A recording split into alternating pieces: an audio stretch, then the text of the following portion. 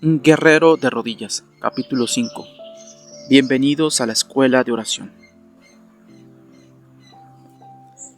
La universidad es un paso intencionado para la mayoría de los estudiantes, y con la orientación y las chequeras de sus padres, muchos adultos jóvenes son guiados a través de los canales apropiados para garantizar una transición sin problemas al aprendizaje superior. Pero algunas de las mejores lecciones de la vida se aprenden accidentalmente. Considera algunos de los principales graduados de la Escuela de Oración de Jesús. Cuando miras sus historias encontrarás bastante sorprendente que estos notables guerreros arrodillados tropezaron a través de las puertas ignorantes de la oración y su poder.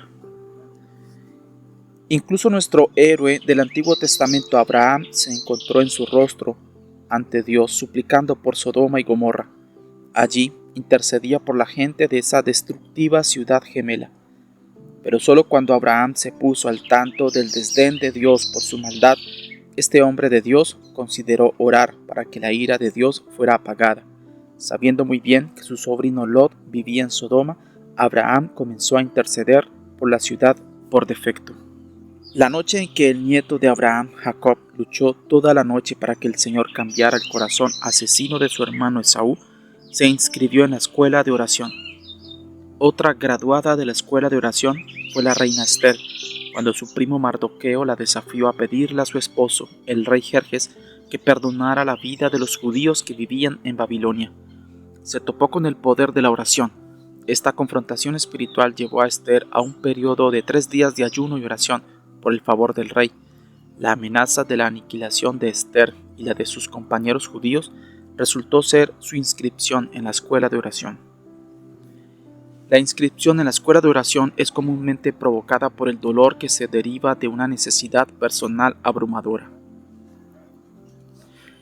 Fue casualidad incluso para el gran apóstol Pablo. Encontramos a este hombre quebrantado en su rostro ante Dios durante 3 días consecutivos. ¿Por qué? Pablo se había encontrado cara a cara con la realidad de que toda su cosmovisión espiritual y teológica estaba fuera de sincronía con Dios. Profundamente impactado por una visión de Jesús mientras viajaba en el camino a Damasco, este pecador convicto se volvió a Dios en oración. Hechos 9, 1 al 19. Pablo no solo estaba ciego espiritualmente, la visión de Jesús lo cegó físicamente. Paralizado por el pensamiento de cómo debo vivir ahora, Pablo no tuvo más remedio que inscribirse en la escuela de oración. Tenía que hacer las cosas bien con Dios y bien en su alma. Para ayudarlo, Dios envió a un discípulo de confianza llamado Ananías para orar para que recuperara la vista. El Señor le dijo a Ananías: ve a la casa de Judas en Strike Street y pide por un hombre de Tarso llamado Saulo, porque está orando. Versículo 11. Esta futura potencia y apóstol en la iglesia del Señor entró en los salones sagrados de la escuela de oración a través de la puerta marcada Damasco Road Experience. Probablemente tropezaste con la escuela de oración tal como lo hice yo. No hay necesidad de sentirse incómodo al respecto. No puedo pensar en ningún gran intercesor bíblico, histórico o contemporáneo que haya entrado en esos sagrados salones de estudios de oración que no sea por accidente. La inscripción es comúnmente provocada por el dolor que se deriva de una necesidad personal abrumadora. Pablo lo expresa de esta manera: el dolor te volvió a Dios. 2 de Corintios 7:19. ¿Qué razón tenía C.S. Lewis, el gran filósofo inglés? Proporciona esta visión del don del dolor. Dios nos susurra en nuestros placeres, habla en nuestras conciencias, pero grita en nuestros dolores. Es su megáfono para despertar a un mundo sordo. No estoy seguro de por qué se necesita un dolor tan insoportable para que nos interesemos en la oración real. Sin embargo, Dios espera pacientemente a que su pueblo visite su salón del trono, y cuando llegan a ella, la visita para muchos se convierte en una residencia permanente y no en una estancia de una noche. Inscribirse en la escuela de oración. Ana estuvo abrumada durante años con su esterilidad, pero cuando el dolor se hizo insoportable, se volvió a Dios en oración.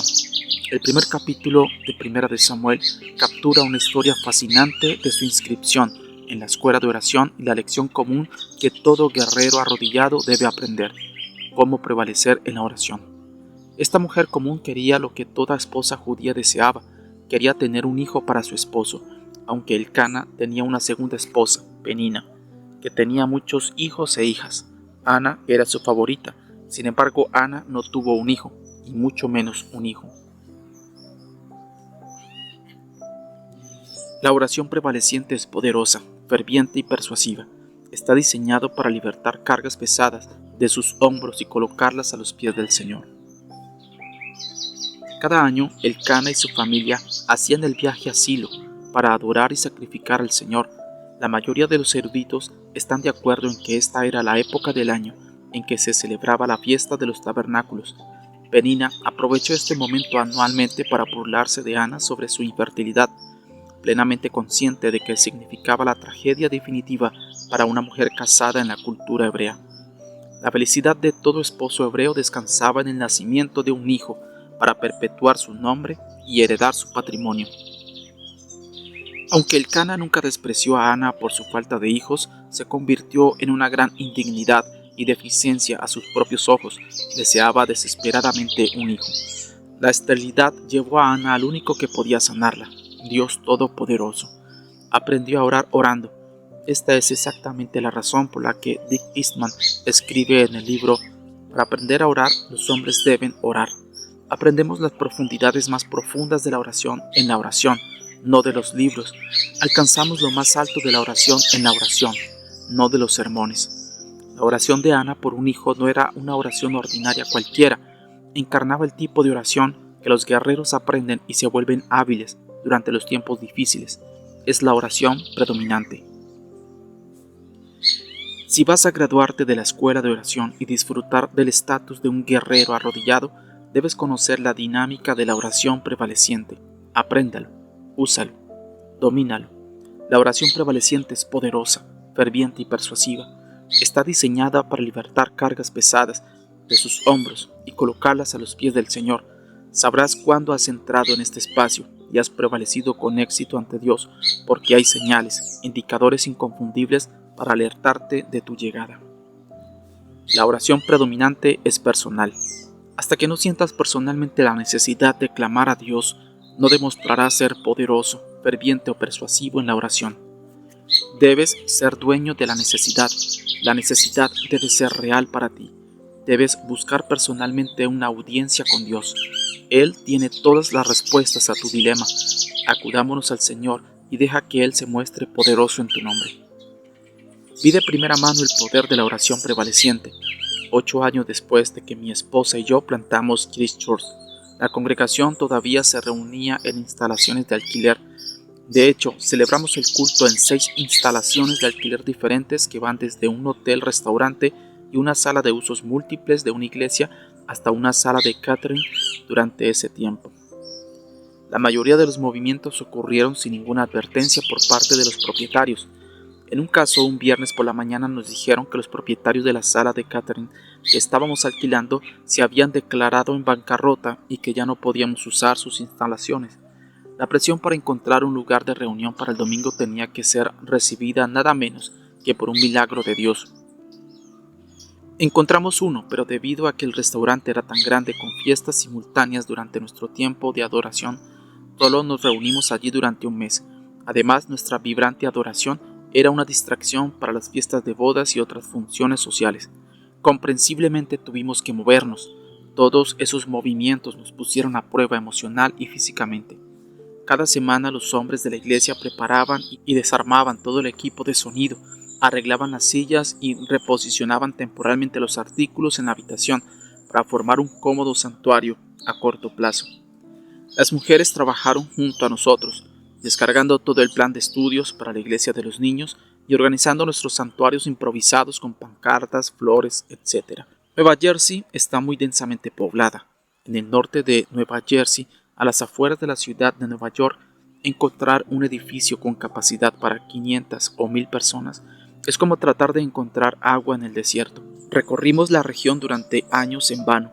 Finalmente, en 1994, nuestro 8º año de ministerio, un agente de bienes raíces me llamó y me dijo: Reverendo Ireland, encontré un edificio que aún no ha llegado al catálogo de listados múltiples. Es una antigua catedral en el municipio de Montclair. ¿Puedes encontrarte conmigo en la intersección de Church Street y Trinity Place en unos 30 minutos? Rápidamente dije sí, y conduje como un maníaco a lo que sería nuestro futuro hogar. Mi necesidad de un edificio se había vuelto personal. Aunque nuestra iglesia había crecido a aproximadamente 500 personas, todavía me enfrentaba a los comentarios periódicos hechos por algunos visitantes y otros en la comunidad, que definían una iglesia real mediante la propiedad del edificio. En sus mentes aún no éramos una iglesia real o saludable, ya que no poseíamos bienes raíces y no podíamos ser identificados con un edificio físico. Cuando me detuve frente a la catedral, parecía una gran monstruosidad. Me di cuenta de que había sido un sitio hermoso en su apogeo y que había traído un sentido de orgullo a la comunidad, pero la vista frente a mí era espantosa. Los árboles estaban infestados de garrapatas y piojos, no había hierba en la propiedad, solo tierra desnuda, y esas fueron las buenas características. Cuando entré por las puertas pensé que había entrado accidentalmente en el televisor del antiguo programa de la familia Addams. El interior era siniestro y estaba roto. El yeso caía por todas partes.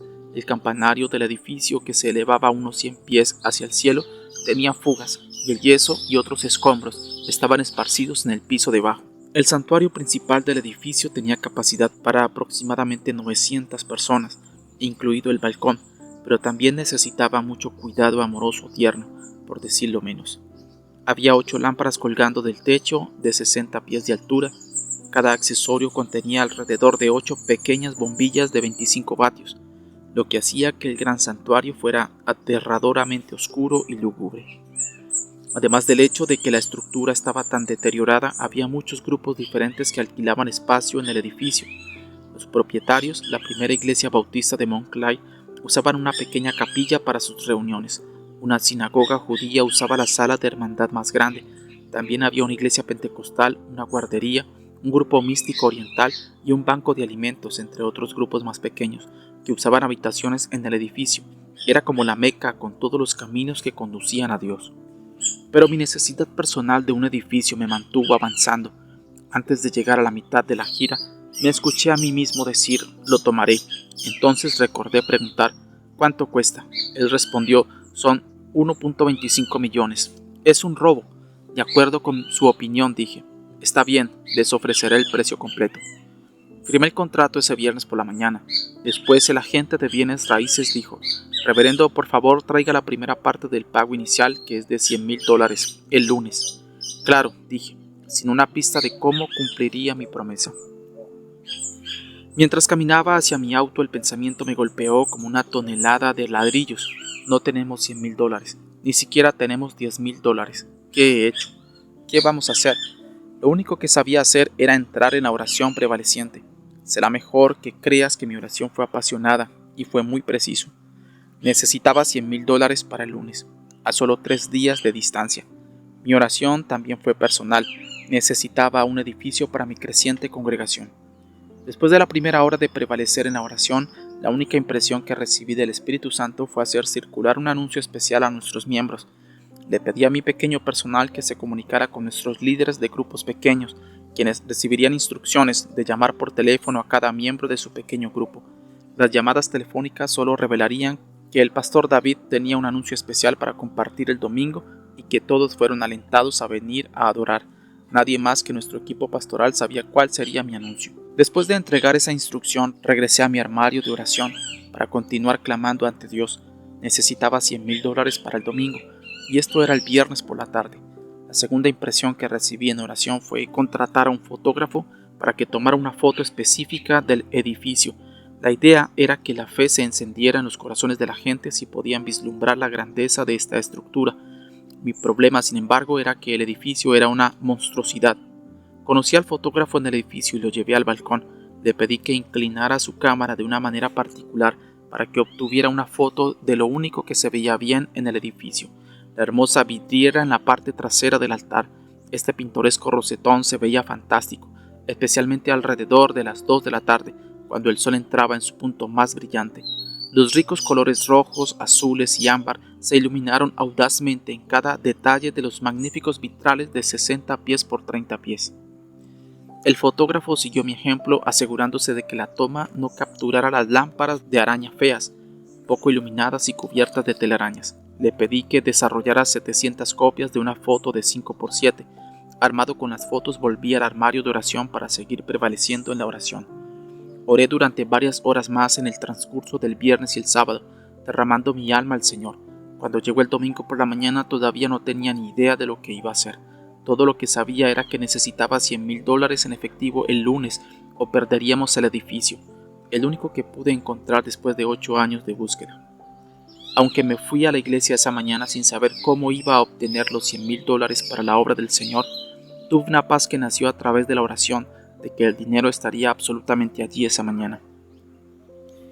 El salón de Catherine de Essex Manor estaba lleno de emoción ese domingo por la mañana. Después de la parte de adoración de nuestro servicio, entré en la plataforma y saludé a la gente.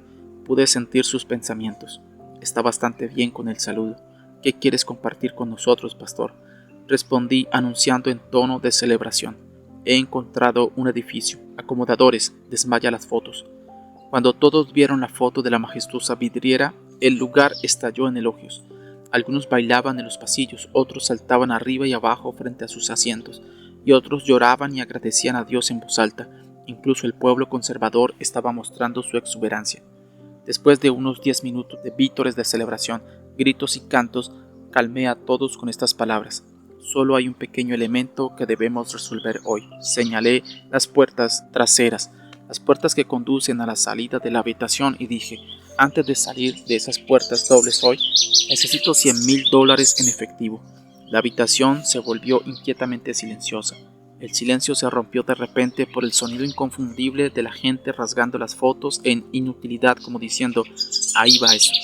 De la nada salieron de mi boca estas palabras, no te preocupes, todo lo que necesitamos está en la casa. Era como si Dios estuviera hablando a través de mí. Tenía la seguridad del Espíritu Santo de que el dinero que necesitábamos para solidificar esta compra estaba en la habitación. La oración ferviente y poderosa nace en el dolor y la angustia de tu carencia, que solo puede ser aliviada por la oración. Envalentonado por esta realidad, rápidamente pedí que 2 personas que podían dar $5,000 se mantuvieran de pie. Sorprendentemente, 2 personas se pusieron de pie. Al momento siguiente me escuché decir, necesito 5 personas que puedan dar $25,000, por favor, ponte de pie. Al instante 5 personas se pusieron de pie. De nuevo me quedé impactado. Seguí este mismo formato, disminuyendo los incrementos, y en menos de 10 minutos teníamos $100,000 en efectivo. La congregación entró en un alboroto dando gracias a Dios.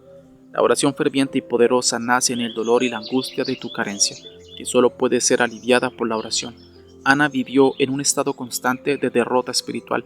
Ella estaba personalmente harta de su esterilidad y de ser la fuente de la provocación de Penina. El dolor de la esterilidad era parte de sus sentimientos personales, y los sentimientos de miseria, depresión y vacío emocional se incluyeron en sus sentimientos personales. Tener un marido rico, evidenciado por Elcana teniendo 2 esposas, no fue suficiente para Ana. El dinero no reemplazó la necesidad de involucrar sus instintos maternales con un niño.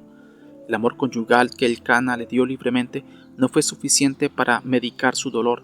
Tampoco la religión, con todos sus rituales y prácticas, calmó el alma amargada de Ana. Ella quería profundamente un hijo.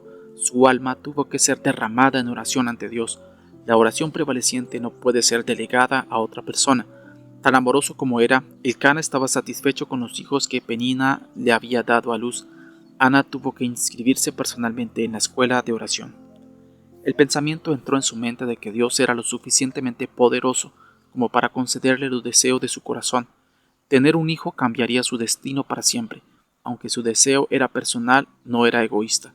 En el tiempo de oración de Ana, la idea de tener un hijo para la satisfacción de su propia alma se volvió demasiado limitante y demasiado egoísta. Ella calificó su oración con la promesa a Dios: si solo miras la miseria de tu siervo y te acuerdas de mí, y no olvidas a tu siervo, sino que le das un hijo, entonces lo daré al Señor por todos los días de su vida.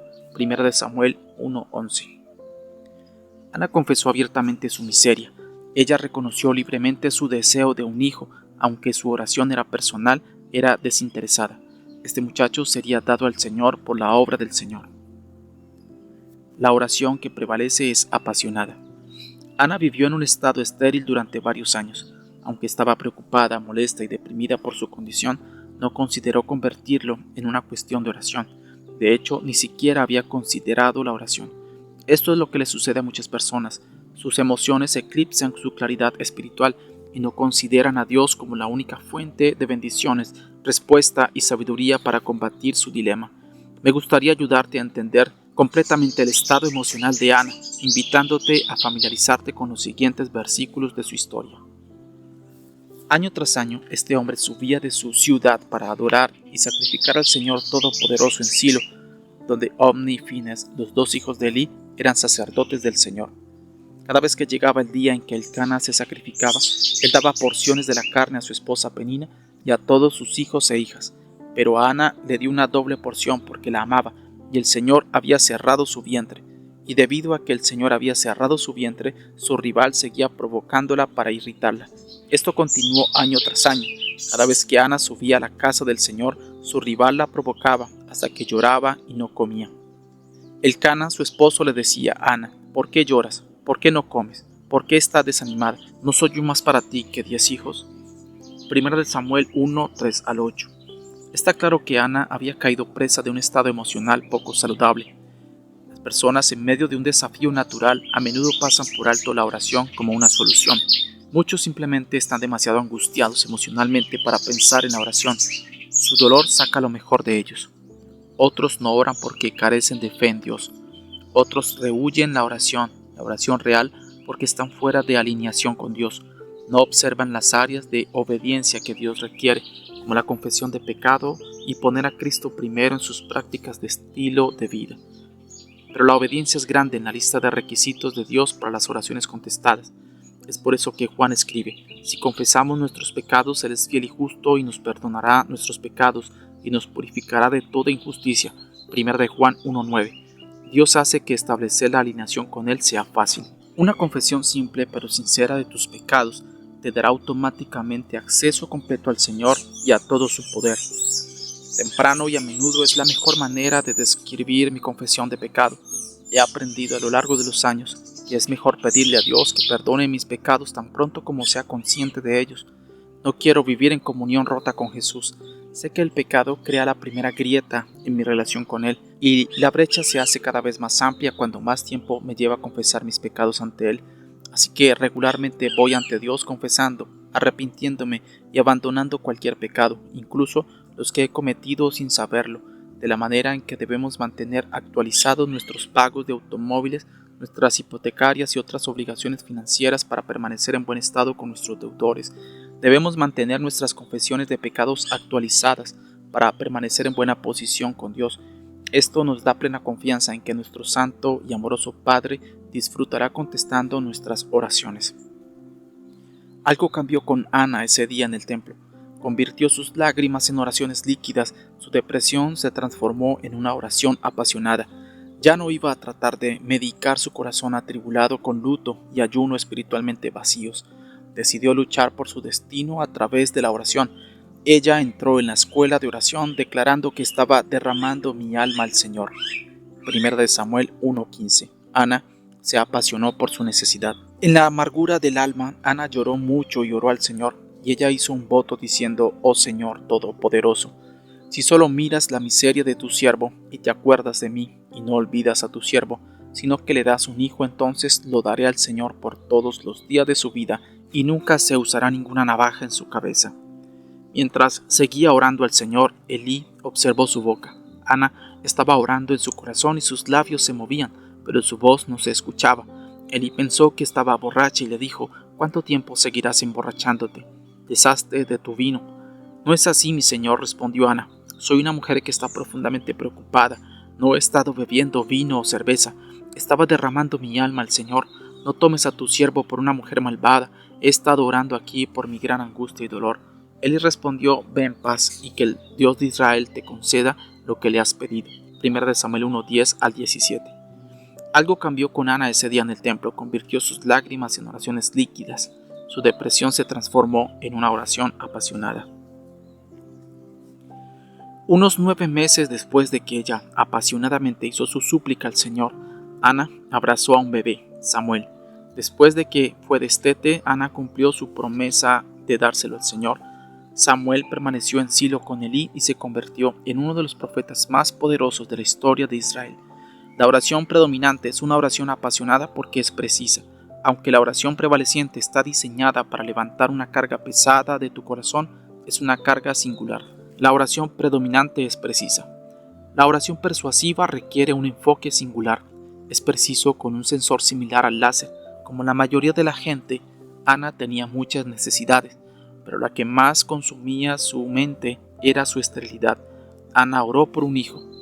Charles Finney, el famoso evangelista estadounidense, escribe: el Espíritu lleva a los cristianos a desear y orar por cosas de las cuales nada se dice específicamente en la palabra de Dios. Como Finney subraya, Dios puso el deseo de un hijo en el corazón de Ana. Ese deseo hizo que su oración fuera enfocada y precisa. Determinar que vas a orar hasta que estés seguro de que tu voz fue escuchada en lo alto no se puede hacer en la ducha o mientras conduces al trabajo. Prevalecer la oración lleva tiempo. La oración predominante también se ve en el jardín de Getsemaní cuando Jesús oró: Padre mío, si es posible, que esta copa me sea quitada, pero no como yo quiero, sino como tú quieres. Mateo 26:39. La oración de Jesús fue específica. Su petición singular era que la crucifixión venidera, evidenciada en la metáfora de la copa, fuera removida de él. Mientras continuaba orando en el jardín, hizo la misma petición particular en otras 2 ocasiones. Después de cada petición se acercó a los 3 discípulos, Pedro, Santiago y Juan, para encontrarlos durmiendo en lugar de orar. Después de animarlos a permanecer en oración, volvió a prevalecer en la oración. En total hizo 3 peticiones separadas, todas con la misma súplica precisa: Padre mío, si no es posible quitar esta copa a menos que la beba, que se haga tu voluntad. Versículo 42. La oración prevaleciente está estrictamente definida por el guerrero arrodillado que derrama su alma atribulada ante Dios. Nuestras almas están preocupadas por una cosa en particular sobre todas las demás cuando se ofrece este tipo de oración. Antes de que Jesús comenzara a orar, dijo a los 3 hombres: mi alma está abrumada por el dolor hasta el punto de la muerte. Versículo 38. Del mismo modo, antes de que Ana comenzara a orar, estaba deprimida.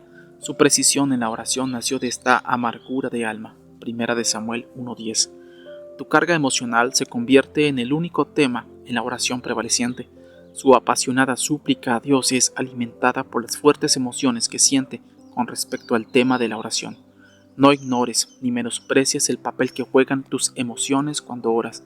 Dios captura el poder de tus emociones como parte de tu oración. Jesús mostró sus emociones de tristeza, al igual que Ana mostró sus emociones de angustia. En ambas ocasiones, sus emociones estaban en sintonía con sus apasionadas palabras de oración y ambos prevalecieron ante Dios. La oración predominante tiene un propósito. La oración de Ana tenía un propósito más grande que simplemente resultar en que ella misma tuviera un hijo. Mientras prevalecía en la oración, pensó en el reino de Dios, así que ella juró entregar a su hijo al Señor todos los días de su vida. Su deseo era ver a un sacerdote que realmente representara a Dios en la forma en que se portaba. Ana comprometió a su hijo a vivir como nazareo desde su nacimiento cuando juró: y nunca se usará ninguna navaja en su cabeza. Versículo 11. Un nazareo era aquel que se dedicaba plenamente al servicio del Señor por un triple compromiso. Primero, nunca se usaría una maquinilla de afeitar en su cabeza. En segundo lugar, no bebería ningún vino u otra bebida fermentada. Tercero, no comería nada que se considerara impuro. Levíticos 10, 8 al 9, Judas 13, 6 al 7. El propósito de Ana al buscar un hijo era producir un hombre que estuviera totalmente dedicado a la obra de Dios. Otro propósito detrás de la oración de Ana por un hijo era para el mejoramiento de la nación de Israel. Su país carecía de un liderazgo adecuado y piadoso. Los sacerdotes actuales, Ofni y Fineas, 2 hijos de Eli, eran moral y espiritualmente corruptos. Era de conocimiento común en toda la tierra que estos hombres dormían con las mujeres que servían en la entrada de la tienda de reunión. 1 de Samuel 2, 22 al 24. Imagínese eso. Sacerdotes tan moralmente depravados que se acostaron con mujeres vulnerables y ni siquiera fueron condenados cuando la noticia de su depravación se hizo pública. Ana quería algo mejor para el sacerdocio. Ella quería algo mucho mejor para su nación. Ella prevaleció en la oración con ese propósito en mente. tienes que orar con la perspectiva de que vale la pena luchar por las bendiciones de Dios. Igualmente importante para Ana era la necesidad de un hijo que pudiera modelar los caminos del Señor para la próxima generación. La siguiente generación de israelitas tenía derecho a mejores ejemplos de hombres piadosos que Ob ni Fines. Mientras ella prevalecía en la oración, el pensamiento puede haber asomado en su mente: nada es más importante que orar por un propósito que es más grande que tú. La idea de entregar a su hijo al Señor fue fácil porque su oración estaba llena de un propósito divino. La oración que prevalece es la perseverancia. No puedes tener prisa mientras esperas en Dios. Determinar qué vas a orar hasta que estés seguro de que tu voz fue escuchada en lo alto no se puede hacer en la ducha o mientras conduces al trabajo. Prevalecer la oración lleva tiempo. Jacob luchó toda la noche con el ángel del Señor. Al amanecer, este ángel que había aparecido en forma de hombre le dijo a Jacob: «Déjame ir, porque es el amanecer». Pero Jacob respondió: «No te dejaré ir a menos que me bendigas». Génesis 32:26. La experiencia de Jacob con la oración prevaleciente duró toda la noche, pero no seas reacio, debido al compromiso de tiempo necesario para la oración prevaleciente. Sus recompensas superarán cualquier sacrificio de tiempo que hagas. El gran profeta Elías oró 7 veces por la lluvia. Cada vez que se inclinaba hacia el suelo y ponía su rostro entre sus rodillas, clamando fervientemente a Dios, solo al final de la 7ª sesión prevaleció. Primera de Reyes 18, 41 al 44. Llegó la lluvia, terminó la hambruna y la nación experimentó un diluvio de bendiciones de Dios. El texto no proporciona un calendario para las 7 veces de oración de Elías, pero debemos conjeturar que él estaba comprometido con la oración prevaleciente. El hecho de que envió a su siervo en 7 ocasiones específicas a mirar hacia el mar en busca de una nube nos permite saber que el profeta persistió a petición suya. Al igual que Jacob, no iba a dejar ir a Dios hasta que llegara la lluvia. El rasgo idéntico de la perseverancia se demostró en el tiempo de oración de Ana. Después de orar y jurar al Señor, las Escrituras señalan, ella siguió orando al Señor. 1 Samuel 1:12. La oración predominante es la oración perseverante. Ana necesitaba tiempo para derramar su alma al Señor. Esto solo puede suceder cuando las distracciones son descartadas y te conectas emocional y espiritualmente con el Señor. Hay veces que entro en oración solo para descubrir que mi mente está abarrotada con los asuntos del día. Solo después de liberar mi mente de las diversiones tengo un tiempo significativo y efectivo en la oración. Tienes que orar con la perspectiva de que vale la pena luchar por las bendiciones de Dios. Ana sabía en lo profundo de su corazón que Dios recompensa a aquellos que diligentemente lo buscan en oración. Hebreos 11:6. El pensamiento de prevalecer en la oración se origina con Dios. Somos invitados por el Espíritu Santo a defender fervientemente nuestro caso ante la corte del cielo. Dios no crearía hambre dentro de nosotros por algo que Él nunca planea alimentar. El clamor de Ana por un hijo nació por primera vez en el corazón de Dios. Era Él quien había cerrado su vientre. 1 Samuel 1:5, y sería Él quien lo abriría. Ana persistió en la oración, y eso la maduró.